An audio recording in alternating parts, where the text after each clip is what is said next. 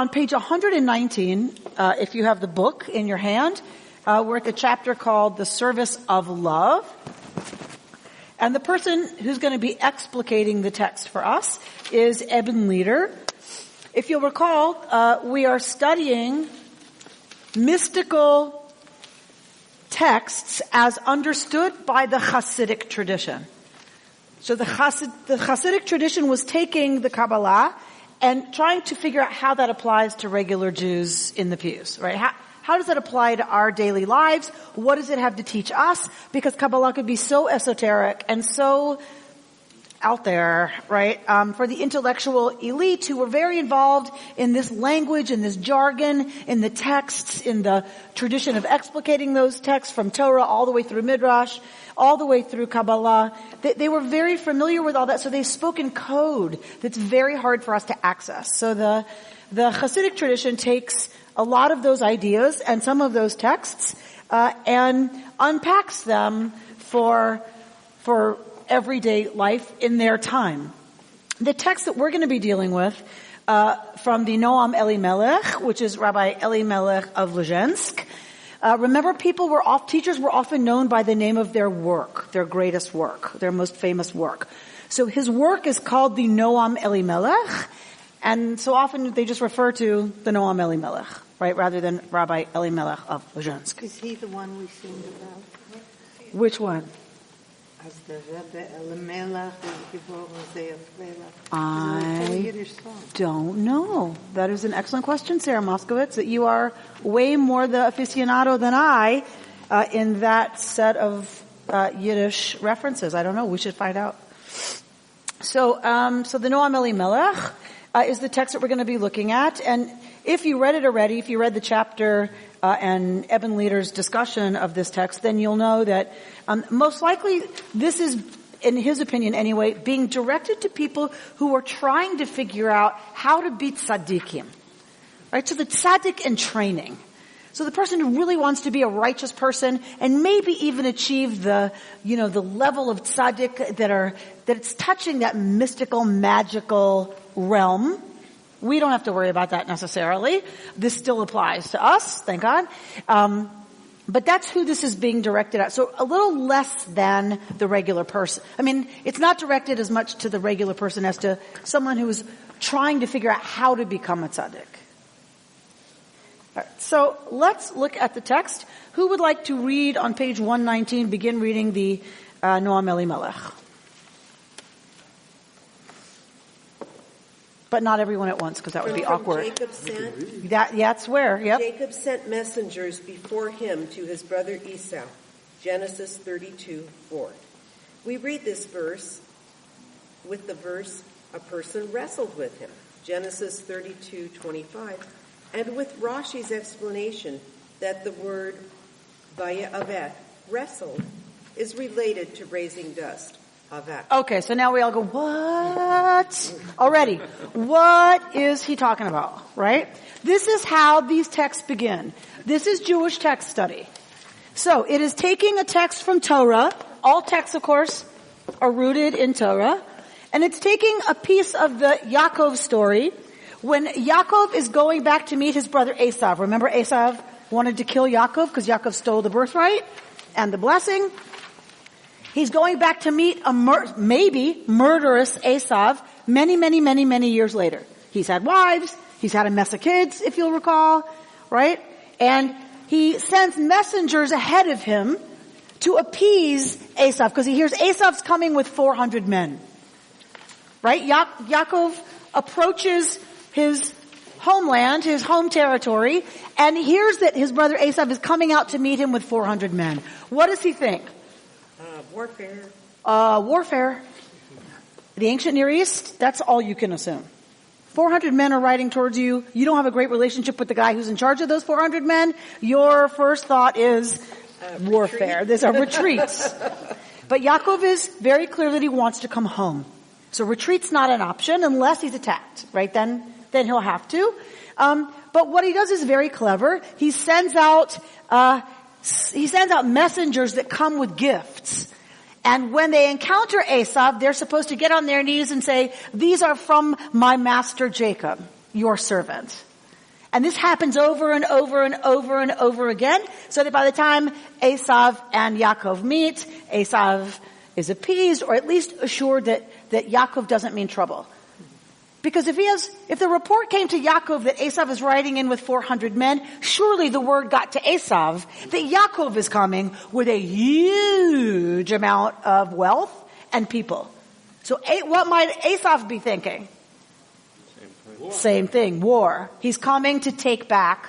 He's coming to execute the birthright that he stole from me, right? And so all around it's a very, very likely accidental war that could happen. Yaakov's very clever about wanting to make sure that doesn't happen. So when they meet, it turns out it's all good. But recall, just before he sets out for that meeting, he sends messengers ahead of him, and then he lies down and puts a stone under his head, divides his family into two in case one camp should be attacked.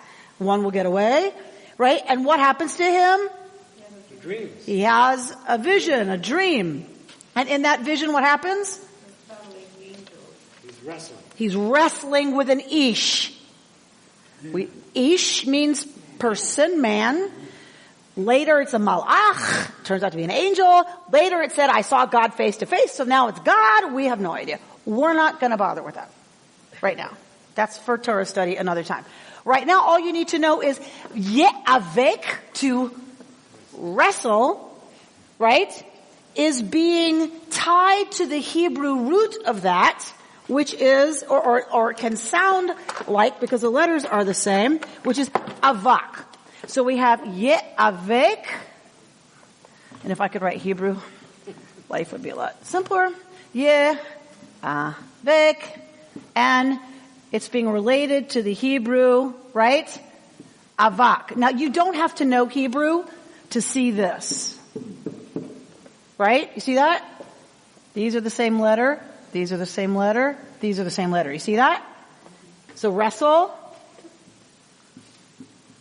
and dust.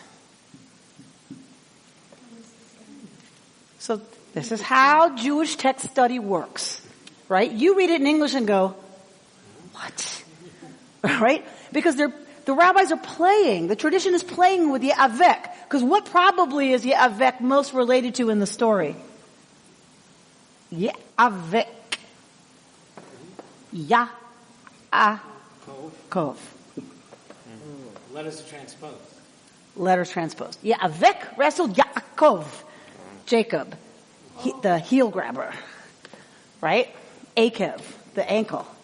Right? His name is Yaakov because he was grabbing onto the ankle of Esav as they were born as twins.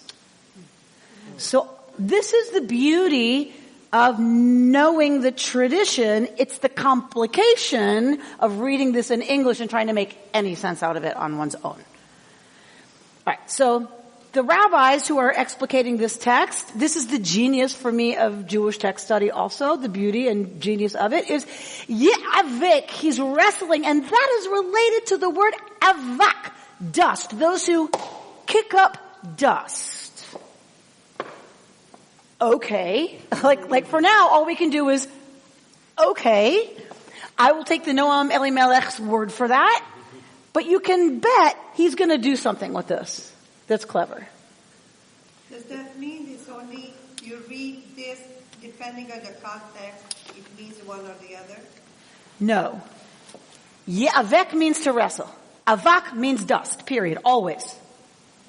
So, but what the masters of our wisdom literature, our sacred literature do is they say, but the world was created using the Hebrew language. The letters of Hebrew sustain the entire universe. Therefore, that can't be an accident. The Master, the Holy One, blessed be God, made the universe with Hebrew letters, and the Ye'avek is related to Avak. Cannot be an accident. Let us explore the relationship, he would say. That the assumption is that this wasn't written by men.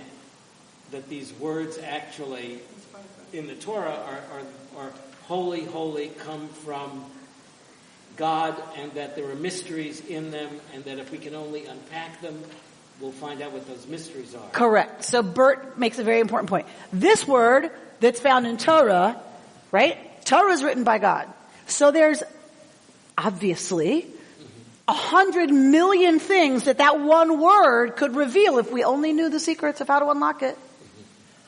So here's one. We're going to learn one secret tonight, right? About what's going on there. All right. So just in case this is getting too confusing, I've given you my notes that I typed up to try to make the connections clearer for you. So you see that line from Genesis, yes? Is there an extra one of those so I can see what you're looking at? Thank you, because I forgot already. All right. So I've given you the sentence from Genesis 32:4 that Yaakov sent messengers before him to Esav, his brother, to the land of Seir, to the field of Edom. That's the first verse we got quoted by the Noam Elimelech, right? He's going to link it to another verse, but he's going to go back to the first verse and unpack it some more too. So I made you the notes on what he does with that, okay? But we're not there yet. All right, so someone start with, there is a debate. Second paragraph. We've gotten so far, have we not? Okay, there is a debate regarding the verse in the Talmud, Halin 91a. One opinion is that Jacob thought the person he wrestled with was a non-Jew, and another opinion is that he thought the person was a rabbinical scholar. This seems very strange.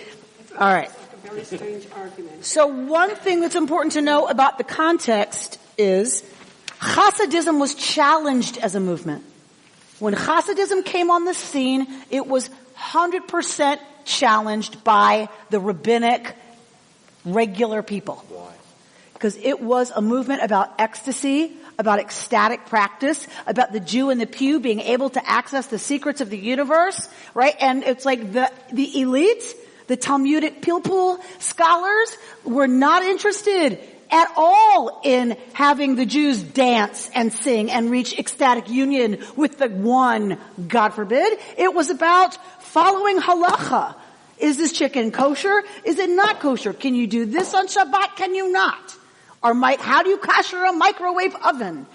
Right? They wanted normative practice, and all this other stuff was getting a little too flippy dippy. That sounds familiar. Sounds very familiar, doesn't it? They do yoga in a synagogue. So all the ways that the establishment gets really nervous about a popular movement that threatens to take its adherents somewhere else. Right?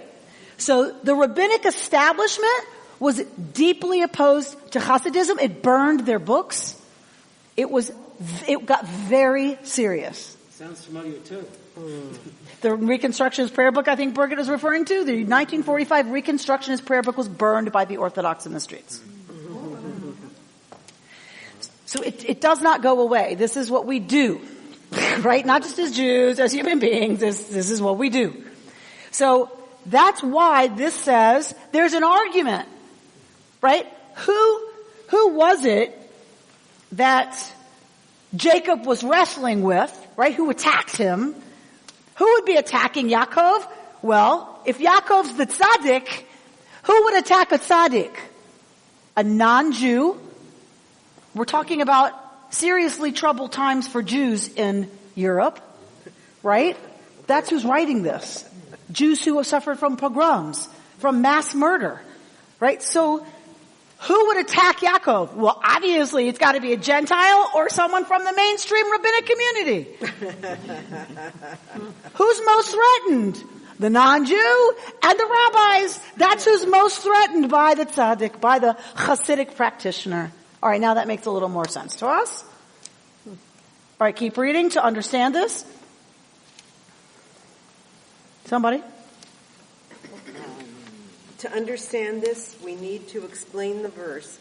Your word is well refined, and your servant loves it. Well, of course. Psalm 119. Well, of course. To understand this, we must turn, of course, to Psalms 119, verse 140. This is the game. This is the game of love. what you know fluently and by heart, you can easily pick. If I said to you, if I had a hammer, it wouldn't take you long to have a stream of associations, would it? With a bell and a song to sing, right? So that's what this is. That's all they did. They studied these texts all the time. These were their popular song lyrics. The Psalms were the Beatles to them. For them, this is love.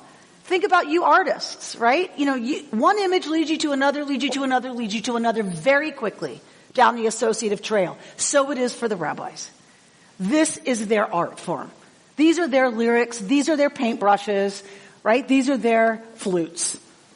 So, well, of course, this must lead us to Psalm 119, verse 140, which I have put on your, hopefully, on your notes. Yes, I did. So we're going to get there.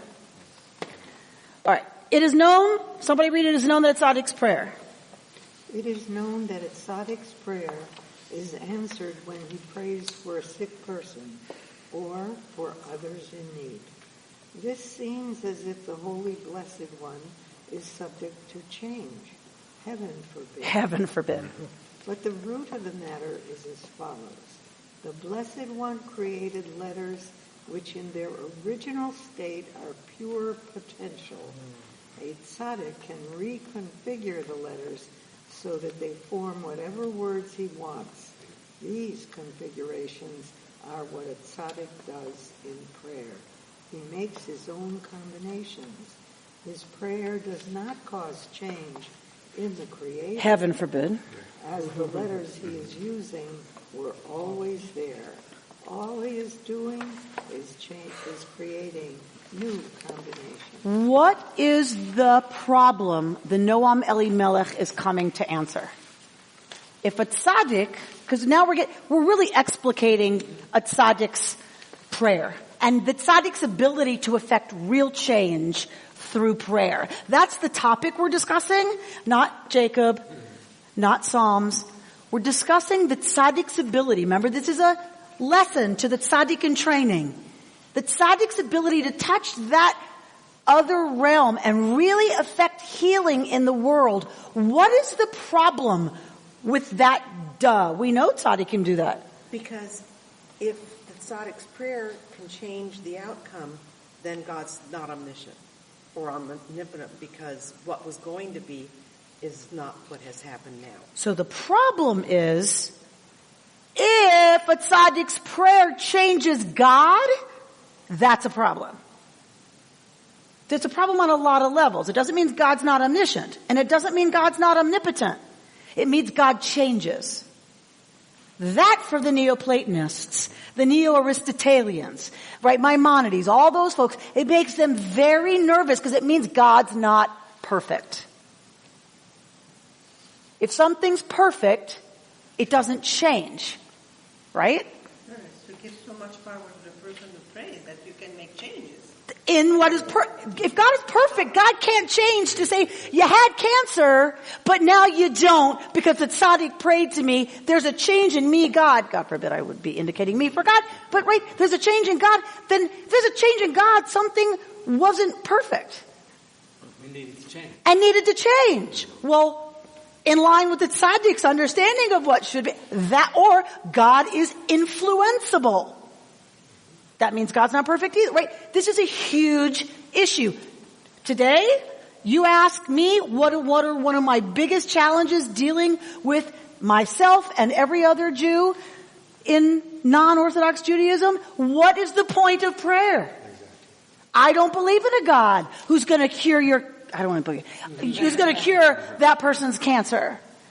I don't believe that. I don't believe that if I pray, Rabbi Bernstein prays, that God is going to change God's mind, because God caused it, or God can fix it, and God will change God's will to do that because I pray. I don't believe that. So then what's the point of prayer? And how does it work? If the tzaddik actually affects healing, how does that work if it's not by influencing God? We just got the answer. It creates new combinations. We have to unpack it.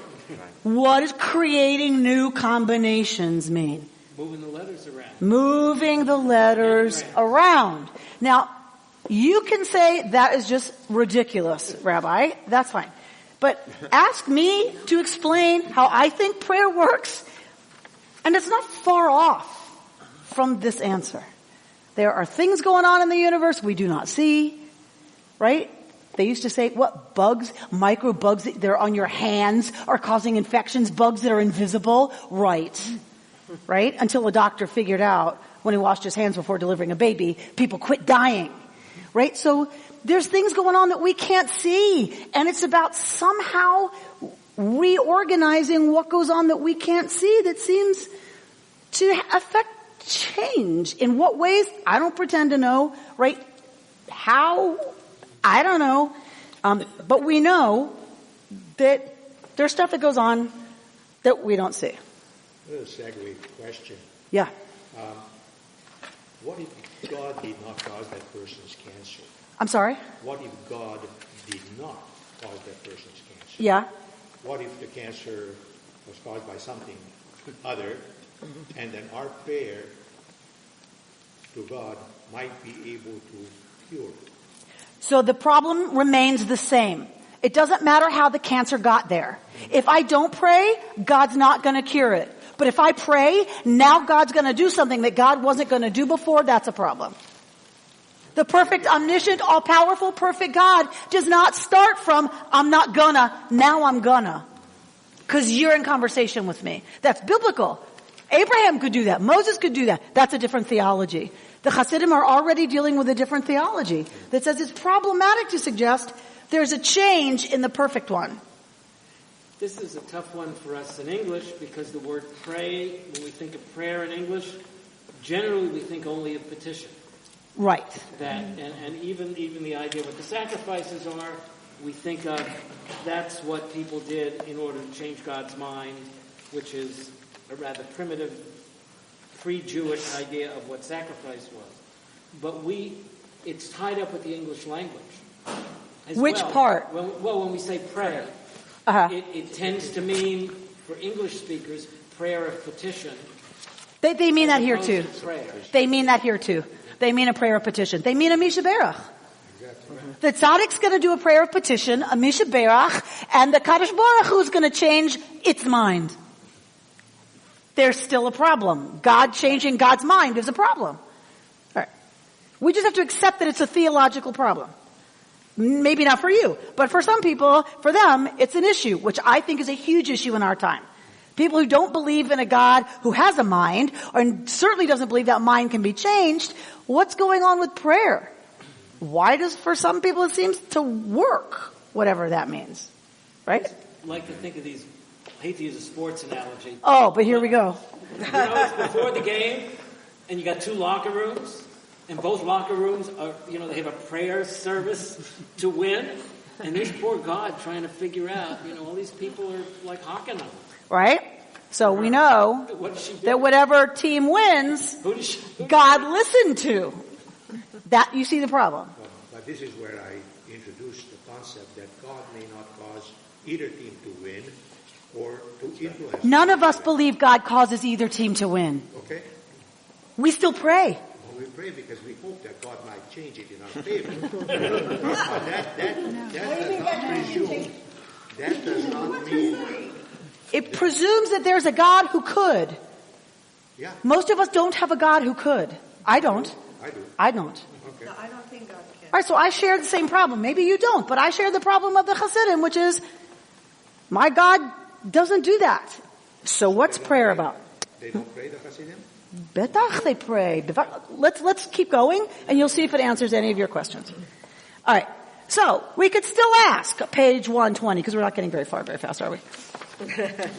You could still ask, why is it Tzaddik's prayer more effective? If anyone can rearrange the letters, if all the Tzaddik is doing is rearranging the realities of the universe, the unseen letters of the universe, because they have that ability, why is a Tzaddik's prayer more effective than the prayer of any other person? Indeed, the sages wrote in Babylonian Talmud, right? Baba Batra 116a, If there's a sick person in your home, approach a sage to pray. So even those rabbis who would be against the Hasidim know if you go to a Chacham, if you go to a tzaddik and you ask them, that's what you should do when someone is sick in your house. Go ask a Talmid Chacham to pray. Go ask a tzaddik to pray. Why couldn't any person pray and reconfigure the letters? This is because the Torah was created. Here comes the key. This is why I love this text. That is because the Torah was created with love. As we say, and here comes what we say. The one who chooses the people Israel be'ahava, in love. A tzaddik also loves both God and every person in the world. For example, Rav Yochanan said, I greet every person in the marketplace before they have a chance to greet me, including non-Jews. Remember, in a time where they lived very much in tension sometimes with the local Gentile population, he greeted everyone first. Why is that such a big deal? Greeting someone first. Because generally it was the superior person who was addressed first.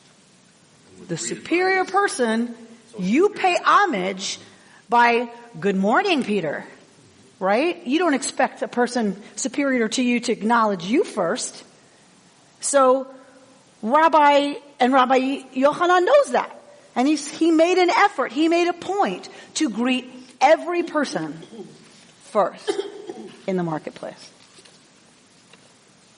Most people are not like this, and therefore do not have the power to reconfigure the letters. Only a tzaddik who loves everyone has that power. This is the meaning of the verse. Now we're at Psalm 119, verse 140, in case you were wondering. This is the meaning of the verse, your word is tzerufa, well refined. It refers to the supernal letters that have one configuration in potential and are reconfigured, metzuafim, in actuality, by the all-loving tzaddik through the service of love. What is he saying? Job security. That all of this business of the world being created with God's God's amazing, miraculous power of speech, vayihi or. The world is literally created for them, right, for the tradition, through speech, through those letters. And they stay here, right? They're still what makes up the universe. In potential, I could rearrange certain of those letters to create a new actual. It's there.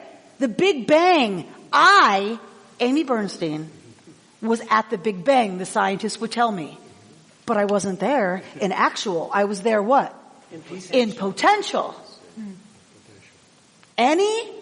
Anybody will tell you who knows anything about this stuff, and I do not know a lot about this stuff, but they tell me that everything that would ever be was there at that infinitesimally nothing, everything point of the origin of the Big Bang.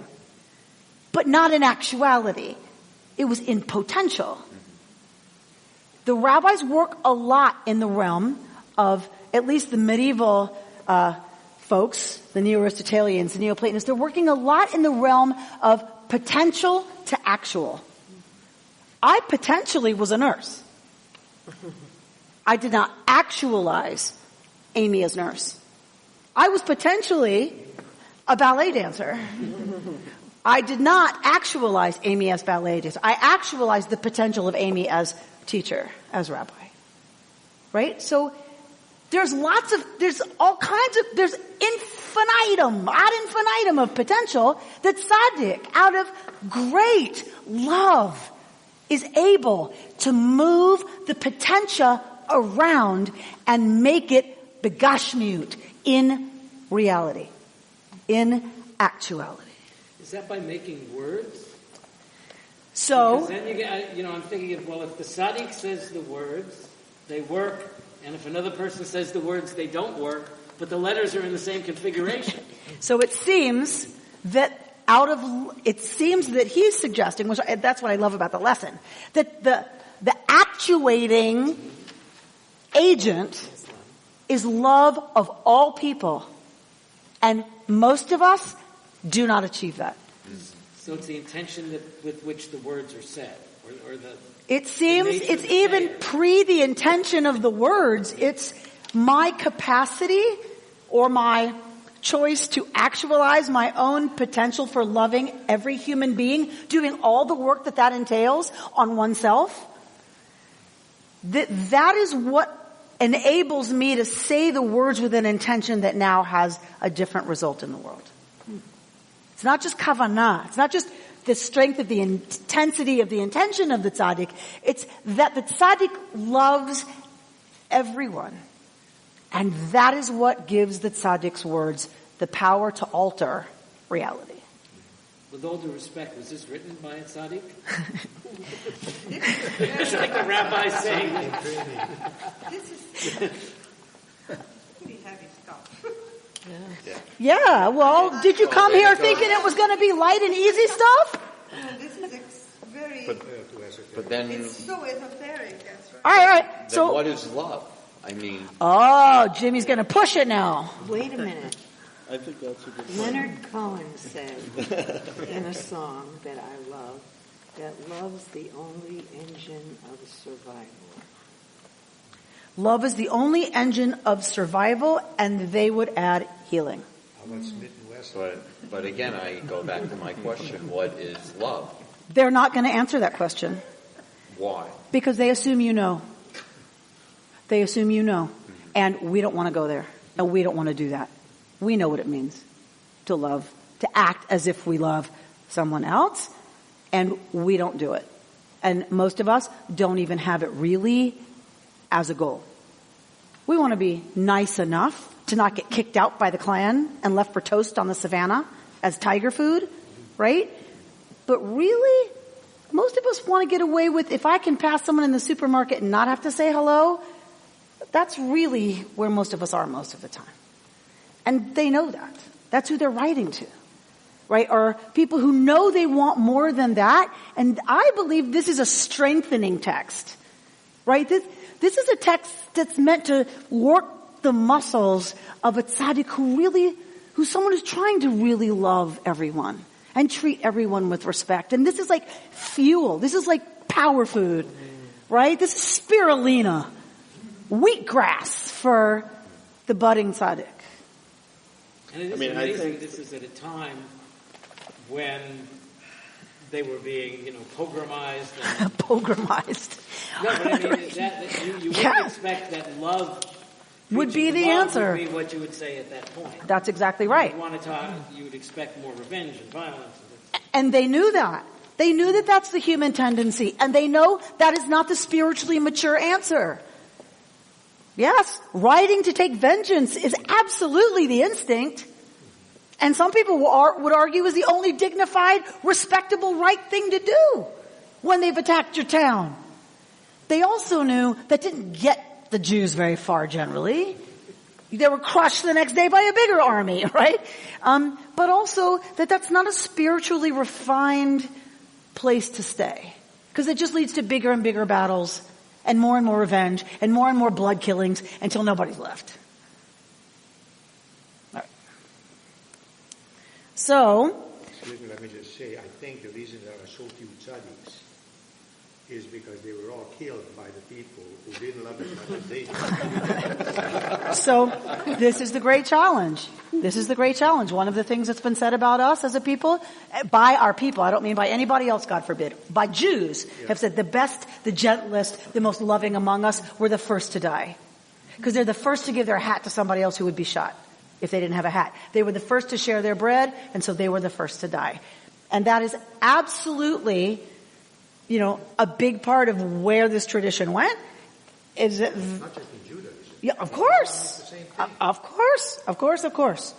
Of course. So what we can hope, I personally, why do I continue to teach this? Because I believe if more of the world had this as an understanding of what is the mature, responsible thing to do, even in the face of terrible things, then they wouldn't be gassed, the gentle ones. They'd be the leaders and the council of elders, and they'd be the ones making the decisions. And you can be as cynical as you want. It's fine. I don't get paid to be cynical. I don't. I get paid to inspire hope and to find ways for me to continue to hope. So I'm not saying cynicism is not a legitimate response. I'm just saying I'm not here to indulge it. Okay. But they're also modeling. I think somebody who's a Sadiq is modeling, and when they go like that, the people that have less understanding, they see that and they go, oh, okay, that's a lesson for the ages. And then maybe they would aspire to have some kind of...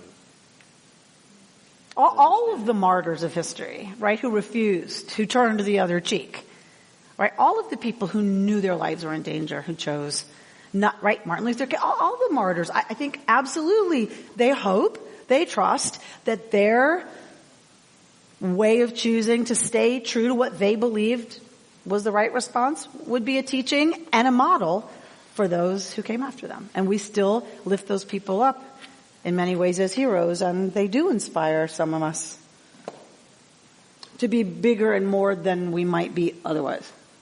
I don't think there is anyone in this room who could say that Korshak, who I think his name was really Goldblum or something like that, the Dr. Spock of Poland, who was a Jew and ran an orphanage, I don't think anyone here would say that it was foolish of him to not leave Poland when he had a chance, but to walk with the children of his orphanage to the trains and be with them when they were killed. He went into the gas chambers with them rather than leave them. When you come out of Yad Vashem, there's him, the statue, the sculpture of him with his arms around his children saying, I won't leave them in this moment of terror to be afraid. I have to, of course, what can we say other than it's the most noble response there is the response of love. I love these children. There's no way I'm looking to self-preservation instead of activating that and living truly into that love that for him was what his whole life was about. You may not have had a choice without due respect. No. There was very much evidence that he was given papers to leave. And he chose to stay. He spoke very publicly about his choice. I will not leave my children. It's interesting that here we're talking about tzaddikim and not religiously observant. Correct. Or pray 3 times a day. And yet they would have done that. Well, they would have done They would have done all of that. But it's the tzaddik, the part that makes this all work is... It wasn't the person who kept kashrut the best. Right. Right, who wins. Right? It's the person who does that and lives from another place. All right, let's try to get through it a little bit more. So, Yaakov sent messengers before him. Remember we talked about sending messengers to Esav? It's his Torah. It's written by God for these people. There must be more than that he sent messengers. Okay, yes, he sent messengers, but it's got to mean more than that. And of course, it does for this wonderful text. It means what? That before him means that the letters were, what's before it, before you in Hebrew? Lifanav. Right? Literally in front of his face. So they were out there already. Right? The messengers were before him. They were already there. The potential was there before Jacob. And he then made combinations of the letters through the power of his love for all. This is implied in the words. Where did he send those messages that were already there? To his brother Esav. Meaning, he totally accepted even Esav, his enemy, who wanted to kill him, as a brother. Like Rav Yochanan, whose love included even non-Jews in the marketplace. So what was Yaakov's ability, to reconfigure the letters when he got to the place that he could love even Esav as a brother? Because it's often not the enemy out there, is it? It's the enemy closer to us that we really can't accept, right? It's an ex-wife, an ex-husband, right? It's somebody who betrayed your kid. right? Who's in the family. It's fill in the blank, a brother, a sister, somebody, right, who betrays you, who hurts you. It's often the ones closest to us that it's actually the hardest to get over that last boundary of loving everybody. Like I can love everybody except. And that's often somebody very close. I mean, it is in my own life. Susan? Well, but also, I mean, if you go back to the story, it would seem to me that it would be more Esau that would have reason to hate Jacob, because Jacob was the one that really did the original betrayal. And so inherent in that, it seems that Jacob has to forgive Jacob in order to forgive Esau. Lovely. So for us, that would make a lot of sense. Remember, the rabbis see what he did as correct behavior because, I mean, it wasn't nice, but he was supposed to be the next patriarch. So what he did was in essential okay, even though it wasn't nice the way he did it, right? But Isaac was wrong. And Yaakov was righting that wrong with Rivka's help. So, but I think true, if we read it, it's Yaakov who made Esav hate him by taking something from him twice. And so, for sure, it is the part of us that we judge as unworthy of love that has to be forgiven and integrated and accepted by ourselves before we have any possibility of truly loving other people. 100%. Very, very nice reading, Susan. Is that what it means that, I'm trying to see that the dark part of ourselves, like the Jacob part, which is also supposed to be Israel, is also in combat, in war within ourselves. Of that part, as you mentioned before, I would say difficult to forgive ourselves. And it's always that voice that comes around. Isn't it what you're trying to say? I don't have difficulty to even express what I want to say. So, yeah, I mean, that's a part of the whole wrestling narrative. There's this other reading of it that is about Yaakov's really wrestling with the dark part of himself. 100%. So that's what Susan was just saying. 100%. That we have to do that work before we have any hope of loving anybody else. If we don't do the work of wrestling with the dark part of ourselves, the part that pulls us under, the part that doesn't love ourselves, the part that we don't love, the part we want to split off, the part we're ashamed of, right? The part we want to divorce, right? And hide. That part, deny, right? That, if we don't figure out how to wrestle that and come to an integrated place of wholeness, we don't have any hope or prayer of really truly ever being able to love anybody else. We have to own it, and we have to love ourselves fully. Acceptance. All right. So moving on with this continued lightness. So also do we understand the phrase, a person wrestled with him. The word vayavek refers to traces of something, like in the expression traces of usury. Avak. This word avak. Rebit. In reality, a person may not love all equally, Jews and non-Jews. Remember, written by people who are threatened by non-Jews. Who would we fill in the blank for us today? What? Radical Islam? Right? Radical Muslims? I mean, fill in whatever it is that terrifies you the most about human population and read that instead of non-Jew. Yes? The love for a Jew could be complete, while the love for that one that scares the heck out of us might still be lacking. Duh. Right?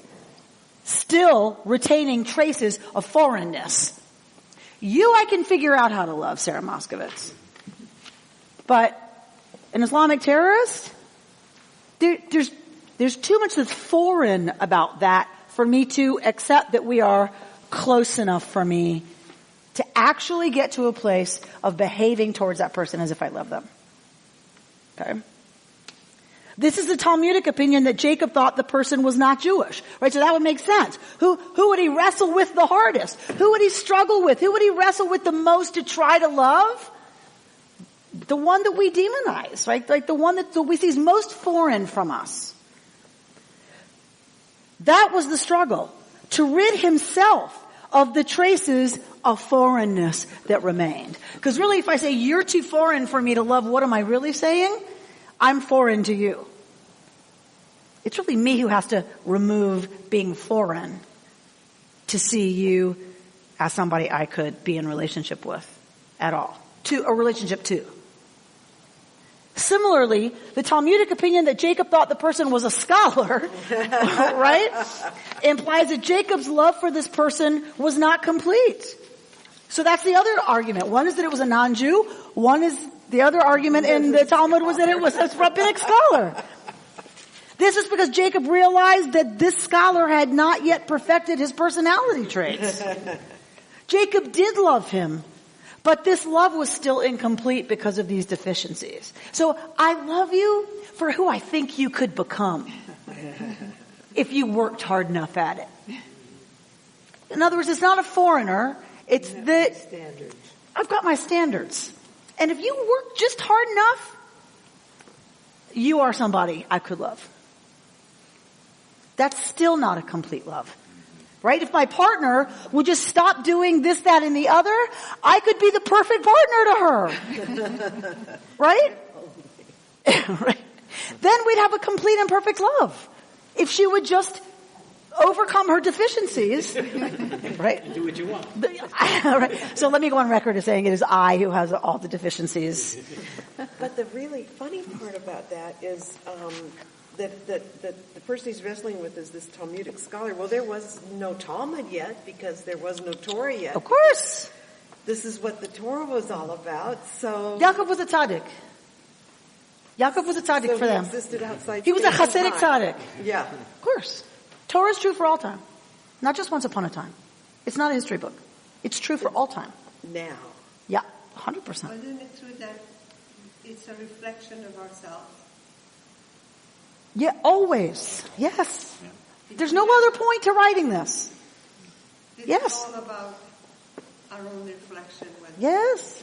Yes. So it's really about doing the work here. It's not about fixing them. Who cares about them? The work is here.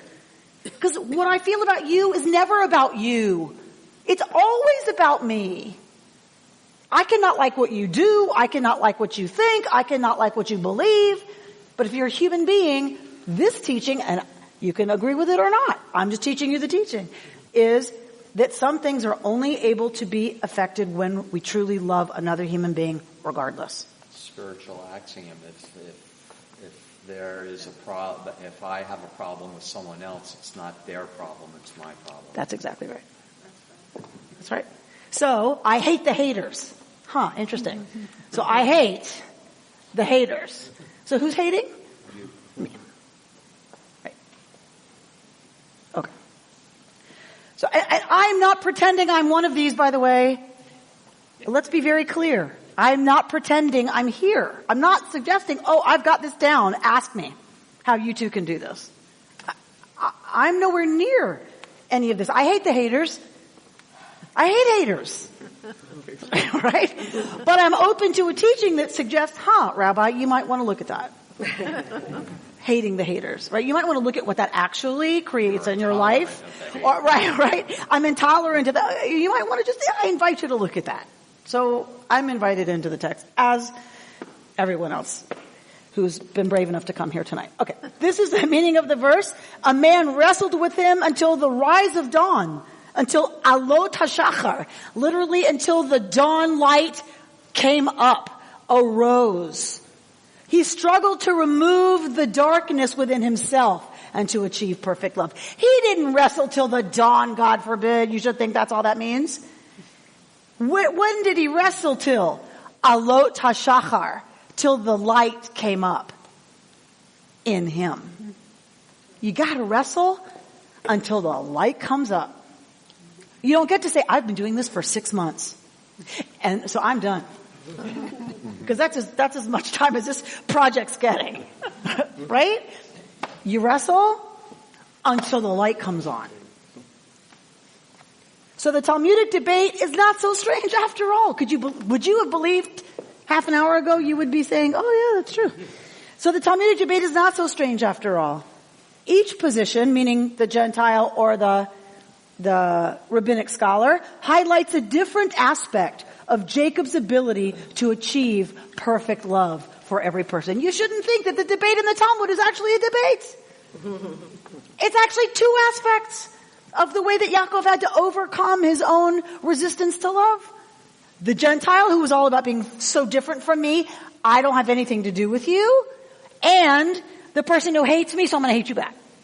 Someone in my own clan, someone in my own business, someone in my own family, right, who pushes me away and judges me, which is what was happening to the Hasidim by the rabbinic scholars. Both are aspects of what we have to overcome. The biggest challenges, the place we have to wrestle the longest and the hardest. Those are two. People who we think are so different from us, and the people who are very close to us who say, right, you don't do it right, Amy. You're not a good enough daughter. Fill in the blank, right? What is it, the ways we've disappointed the people closest to us? Okay. Or the way they think we've disappointed them. Let me rephrase that. Right? So turn in your packets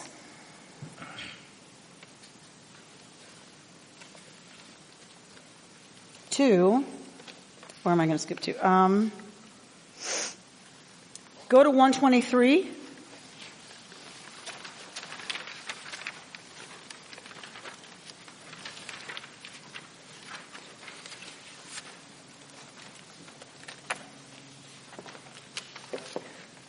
And the bottom paragraph on 123. What kind of knowledge is this? This knowledge about how to rearrange the letters, right? To take what's potential and move things around so that a new actuality emerges. In the opening of the homily, the Noam Elimelech treats the process of reconfiguring the letters as a technical skill that anyone could learn. If that's the case, what need is there for a tzaddik? It is at this point that the Noam Elimelech moves away from a purely mystical, magical model, meaning if I just know the right abracadabra, I, like Harry Potter, can make whatever I want to have happen that's in potential be actual. But I have to know the right spell at the right time with the right wand. Yes? And the right goat's hair and the right spider teeth and whatever else. The power to effect change, says the Noam Elimelech, this is where he moves away from the mystical magical model. The power to effect change does not depend on esoteric knowledge or practices alone, but rather on the way an individual relates to the people and the world surrounding him. That is a big move. It's not about esoteric knowledge. It's really about the self and how the self relates to other selves in the world. The absolute love, ahava shlema, that the tzaddik has for every person is the force that changes on its own, by its own power, reality. That is a huge statement. George? Yeah, two things. Yes, sir. The definition of prayer in the Reconstruction is indeed self-introspection. That's one thing. The other thing is this argument is currently taking place in the death penalty in the bombers in the Boston Marathon. And people are talking about, no death penalty because it's spiritually right, and the other one, we've got to get back, it's even. I really don't believe in the death penalty except for this case. And it's magnificent to hear the discussion, which is what this is. Right. That even the person who bombed innocent civilians in a marathon, if we are really true to our values that say, I'm just saying, what if we're on that side that say we don't believe in killing other people? Then I have to, if I'm really going to be true to that, which is what I hear you saying that's what's here. If I really love another person enough that I'm not going to murder them no matter what they've done, then I can't make an exception because this one outrages me more. And these are real arguments. I mean, these are it's going on right now. I know. So that's great that you bring it right into today, into what's happening in our justice system, right? Because that's what I love. But these texts are not for people who are not part of the world. That they do have something to say to us, right? About when are we called out on what we say are our ultimate values? They say it in a very complex way. They say it in a very complex way, yes. Indeed. Well, also, but it's also from so many years ago, so I think it's just complex also because it's in a different language and a different culture. Right. So we're having to jump over all those hurdles. Yeah. Which his students did not have to do. Right. His students would have understood. They would have skipped to right now in this year, right now in the lesson. They wouldn't have needed the first hour. Right? I mean, they would have understood most of what came out of his mouth. They had a greater capacity of introspection because they didn't have all these diversions that we have in modern life. That's exactly right. Which is not a small Really part of the problem. What is my motive? Right. What am I doing? Right. There are not 500 people in this room. Right? Because most of us are usually, including myself, right, on our phones, on our email, checking our texts, preparing for work tomorrow, like walking the dog. We're doing and now more than ever, we're so distracted and distractible. As a result, we're losing the power for attention and intention that is introspective, reflective. We're really losing the capacity to sit still and struggle through even a text like this. Right? They're talking about, I read the book, Think. I've read both. But I was reading Think. And she says, like, we don't even have the power to sit through, we read an article. We really can't read the whole book by the author. Because to follow an argument through 9 chapters, most of us choose to exercise our capacity to follow an argument that long anymore. Through all the intricacies and the history and what it means and what are the implications and what are my proofs that we don't have the patience or the capacity anymore of attention. And so it's true. There's a lot of hurdles. There's a lot of barriers for us to enter this. And so good for all of you that this is where you chose to be tonight. That, anytime you choose to engage in this kind of stuff, good for you. All right. So let's see how we can begin to close this out. All right, go to 125.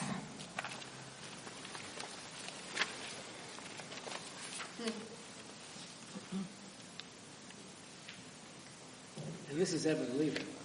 Yes, this is Eben Leader, I should be clear. We've left the Noam Elimelech. Eben Leader is now talking about the Noam Elimelech's text, explicating it for us. Second paragraph of 125. As mentioned previously, miracle working poses a theological challenge for the Noam Elimelech. How is it possible for the tzaddik to assert his will over the unchanging will of the Creator? The idea of reconfiguring letters helps solve this difficulty by explaining that the tzaddik is not actually creating anything new, but rather is simply changing the relationship among existing elements. In other words, the tzaddik is reframing the situation so that the existing elements are seen in a new light, in which new realities are made possible. Surely every single one of us relates to this part of it. Yes? To what Eben Leader is saying. Reframing a situation so that the existing elements are seen in a new light and new realities for us are made possible. Is this like thinking out of the box? 100%. Or about reframing. I can see being adopted as being a victim of tragic circumstances where I was abandoned and given away. Or I could take the same existing set of facts and reframe it in such a way that I say, I am not tied to a family of origin and blood kin. I know nothing about that. I am available, therefore, to relationship with anybody in the universe, and I am freed up to become whatever I want. That's a reframe that creates new possibilities. Yes? But that is only true in a subjective perspective. No. In the objective perspective, when that person has cancer, rearranging the words or the letters will not necessarily create a new reality on the ground. Who's going to tell the dying person who's dying of cancer what their reality is going to be? It is their reframing of that experience. I've been at the bedside, my friend. I've been at the bedside plenty of times where I've watched somebody reframe The entire thing. To say, this is an opportunity for me to say the things to my children I never said. Now I've been given the gift of time to do that. I was not hit by a bus, and I did not die in a tsunami. I have the last gift of time to sit with my adult children and tell them the things I regret. And tell them the things I wish I'd always said. That is about a reframe that creates new possibilities. That is all it's saying. That is true always. That we can always reframe a situation and open up new possibilities. We can also say, screw it. I shouldn't be dying. I'm very pissed off about that, and I'm going to my grave pissed off.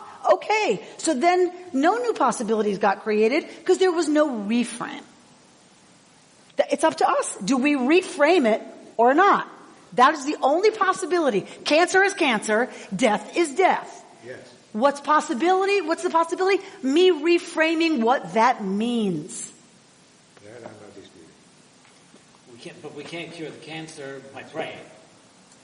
Who knows? I mean, And who knows? I don't pretend to know. What I know is if I pray and if people pray with me, I might find the strength to reframe the reality in such a way that I am allowed the vista of new possibilities. And that is all we can pray for sometimes, and even most times maybe, because what we're given, we're given. The circumstances are the circumstances. And some people define themselves by their circumstances, correct, which consumes them. And, it's that they define they have cancer. What it is they live in the morose or the self-pity of that. And just saying is that I have this, but I am not my circumstances. I don't define myself by my circumstances. Who was that master teacher that had a stroke and then could no longer? It was a yoga teacher. It was an amazing meditation yoga teacher or practitioner who had a stroke and was now in a wheelchair, right? And they kept asking him, wow, how do you cope with that? How do you cope? And finally he said, stop talking to me about that person that I was. I'm not a person who's lost my ability to be a yoga teacher. I'm now a person in a wheelchair who's a teacher. Or Stephen Hawking. Right, or Stephen Hawking. So to say, I have reframed, can y'all move on and reframe please? And stop talking about what I've lost? I'm not that person anymore. I'm not someone who's lost what I had. I'm now someone who's in a wheelchair who teaches. Can we talk about that please? Because that's the new reality. The circumstances haven't changed. He's not getting out of that wheelchair, right? Except to go in a box. But the choice is, can I reframe that in a way that opens up truly new possibilities? Again, I'm not suggesting it's easy or that we're there. I was thinking that reframing can also mean to reinvent or redo what love means to oneself. Because as we grow older, depending on what age you are, or if you were mistreated, as you said, at home or whatever it is, sometimes you have to reinvent the mother in you. You have to reinvent the sister in you, or the one that you would want to have. That's what I'm talking about. You understand what I'm saying? Yes. Right. So what that means, you have to define. Reinvent what love is. Absolutely. 126, top of the page. I would say, I think from that standpoint, it's more important that we hear our prayers than that God hear our prayers. So that we hear what we're saying, what we aspire to, what we want to enable. Shema Yisrael. I love Bert Kleinman. Yes, I just wanted to give George? This coming Friday, this Israeli Sports Rehabilitation Center, two of the kids from there are coming. In general, I haven't met them, but they have their goal at the rehabilitation center is to reframe their lives. And the people who have come over, and I suspect that these two kids will also tell you about who they are now and not what they were. So watch on the Sanctuary camera. Better come on Friday, but to truly see what reframing does in reality. They take these kids who think they're limited, who experience limitation, and they reframe it, right, in a way that is unbelievably powerful that these kids are, it's just unbelievable. These kids' stories and the confidence and the joy that they radiate. It's remarkable. Truly remarkable. Were you going to say something, Susan? Well, just briefly on the efficacy of prayer. There was someone who hurt me very badly that I hated and that I was getting really messed up about. And my Torah study group suggested that I say the Mishaberach for this person. And after a very short time, an amazing healing was effected. And it was, I think, myself that was healed. But it was efficacious. Thank you for sharing that. All right, 126, top of the page. God created the world with love. Be'ahava, we are told, as we say Kiddush on Friday night, that God created it all be'ahava, gives us be'ahava, with love, in love. Shabbat. This love is by definition unlimited by any personal interest and is non-judgmental. It is built into the fabric of the universe. As it leads to the creation of the entire universe, the good, the bad, and the ugly. The Noam Elimelech teaches that if you aspire to recreate reality for others, you must have the capacity to integrate such love into your being. Through non-judgmental love and compassion, you can develop the capacity to see reality in a different light, not limited by your perspective or those of anyone else. Where there was once only anger and conflict, you can see love and care. When there was once only death and despair, you can see life and hope. Through your love for the people you are working with, this vision can be communicated to others, and reality can change without changing that which is given, and in their language, the ultimate will of God. So we are struggling always. He closes that middle paragraph of page 126. The Noam Elimelech teaches more than once that we're not talking about a person who has achieved perfection. Yaakov had to wrestle. The tzaddik, Yaakov, still had to wrestle because he's not perfect. You're never going to achieve it, by the way, says the Noam Elimelech. Everything we've been talking about for the last hour and 15 minutes, you're never going to achieve it all the time. You're going to have to yavik. You're going to have to wrestle. Because somebody's going to piss you off. Right? Pardon my French. Somebody's going to trigger something that you haven't quite gotten to working out yet. And guess what's going to happen? We're right back to I hate the haters.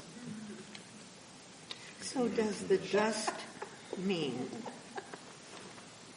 that when you're not able to do it, then you have to deal with the old stuff that is dusty and dirty and rotten? That it's there, but you can still work it some at a time. Lovely Sarah Moskowitz. There's always going to be a vak. There's always going to be dust and dirt and filth.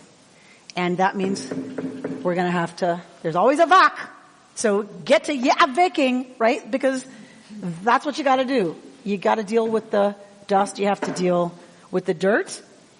So he hasn't reached perfection. Rather, he's a person who is always traveling along a path, always struggling for improvement, like a bush that is always burning but is not consumed. Lo uchal, it is not totally eaten up. Good night. Thank you. Thank you.